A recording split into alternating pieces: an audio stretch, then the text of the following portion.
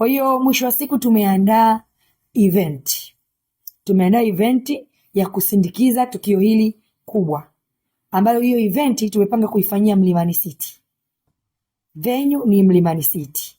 Kwa nini Mlimani City? Upendo Mkone sio mtu mdogo ukiongelea kwenye gospel singers. Kwa hatukutaka kuchukua kitu kwa udogo pia. Ndio maana tukachagua sehemu yenye status ambayo italibeba na itambeba na itampandisha.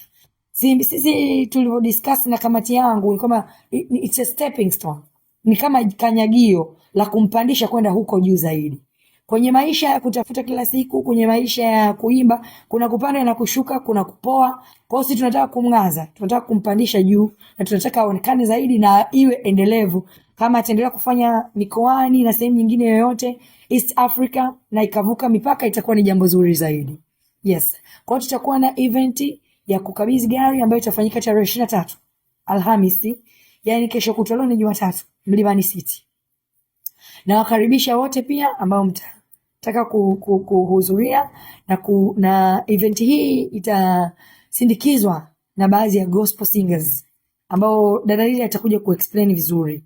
Lakini itakuwa ni event ya kumkabidhi gari, tutaimba, tutatoa sadaka, tutamkabidhi, tutauza flash zake ambazo atakuwa amezichota nyimbo zake nyingi huko tayari kama support pia. Lakini pia mnajua nyimbo zake hazichuji, ndio maana hadi leo tunaweza tukaimba, tukacelebrate nyimbo zake, tukaendelea kumtukuza Mungu kwa njia ya nyimbo za upendo. Lakini we don't pick side. Sisi tunamwalika pia dada yetu Mwasa Maipaja. Yaani hatujaingia kwa sababu kulikuwa kuna collision ndani yao kwamba tumeibeba upande mmoja. Hapana. Hawa wote ni watumishi wa Mungu, wote wametumika. Yaani kwanza wote tunawaheshimu. Mimi pia hata wakati niko mdogo nimebarikiwa sana na nyimbo za Martha Maipaja. Ni vile tu imetokea kwamba tumelipitisha kwa njia ya upendo. Yaani kupitia kwa upendo. Lakini hatupik side yoyote, hatushabiki chochote. Tunamshukuru Mheshimiwa Mkuu wa Mkoa ambavyo alienda kalisolve haraka iwezekanavyo na kuwaweka kufanya upatanisho ndani yao, na sisi ndio pale tulipopata hata nguvu ya kufanya kitu hiki. Yes. Of course ni njia moja ya kumnyanyua mtumishi wa Mungu.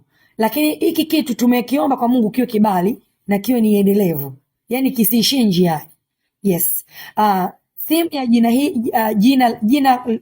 ya jina lote la event hii inaitwa The Crown of Glory. Yes. Tumelichagua kuwa hivyo, Crown of Glory, taji la utukufu kwa Kiswahili, ambao sasa limemwangukia this time around dada Upendo Mkone. Tumeomba kibali kwamba